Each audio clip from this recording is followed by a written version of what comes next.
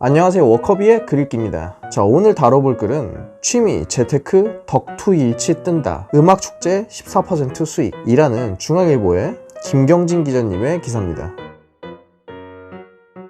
여러분 혹시 덕업일치 이런 말은 들어보셨죠? 그러니까 덕질하는 거랑 직업이 일치되었다라는 건데요. 뭐 가령 연예인을 내가 지망하다가 연예기획사에 들어가서 매니저로 활동한다, 뭐 이러면 이제 덕업일치가 되는 거겠죠. 뭐 혹은 기차 이런 걸 좋아하는데 내가 철도청에 들어갔다, 그럼 이제 이것도 덕업일치의 사례가 될 텐데요. 덕업일치 말고 덕투일치라는 게 이제 하나의 트렌드로 자리매김하고 있다고 합니다. 덕투일치는 업에서 투로 바뀐 거예요. 투자.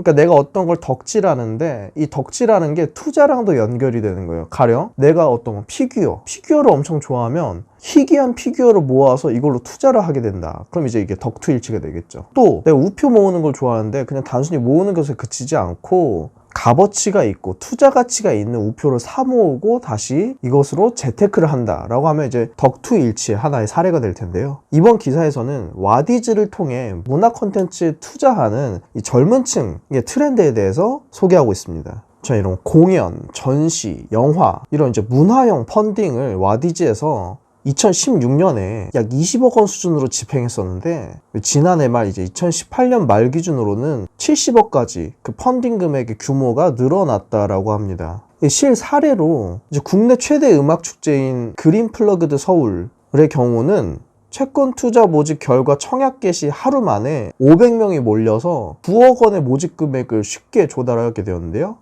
실제로 이제 투자에 참여했던 455명은 5개월 동안 14%의 수익률을 가져갔다라고 합니다. 뭐 지금 지하철 광고 뭐 여기저기서 많이 보이는 스웨덴 사진작가 에릭 요한슨 사진전에는 9억 원이 몰리기도 했고요. 이제 9월에 이제 예술의 전당에서 한 전시를 앞두고 있는 매그넘 인 파리 사진전은 6억 원의 투자금을 모았다고 합니다. 자, 이제 좀 이런 걸로 대박을 쳤던 사례가 뭐가 있을까 보면요. 자, 일본 애니메이션 영화 너의 이름은 이라는 영화 같은 경우는 2016년에 약 370만 명의 관람객을 끌면서 연금리 80%의 투자 수익을 투자자들에게 안겨줬다라고 합니다. 뭐 이어서 펀딩했던 그 러빙 빈센트 전도 5억 원 펀딩에 성공해서 7개월 만에 연 10%의 금리로 리워드를 제공했다라고 하고요.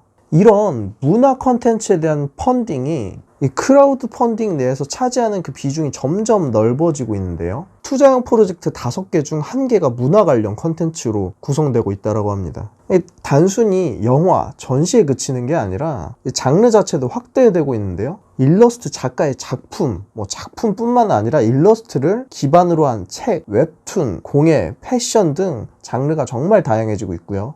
이런 상품에 투자를 하게 되면 단순히 투자금에 대한 리워드만 제공하는 것이 아니라 시사회 초대권, 엔딩 크레딧에 자기네 투자자의 이름이 올라간다거나 하는 등의 유무형의 비금전적인 리워드를 추가로 제공하고 있습니다. 강남대학교의 강유정 교수는 이것을 이제 미닝아웃의 한 형태로 보고 있는데요. 신념을 소비로 표출하는 그 미닝아웃의 형태로 젊은 층을 중심으로 자신의 소비와 투자가 사회를 변화시킬 수 있을 거라는 의식이 강해지고 있는 추세에서 나오는 흐름이라고 합니다. 주변에서도 와디즈 투자를 해서 그린 플러그드에 다녀온 친구도 있고, 이 와디즈 펀딩을 통해서 아마추어 아티스트들이 자신의 작품을 이 와디즈를 통해서 데뷔시키고 이름을 알리는 경우가 많이 있는데요. 전통적인 소비라는 행태가 돈을 주고 어떤 재화나 서비스를 구매하는 데 그치지 않고 후원을 하고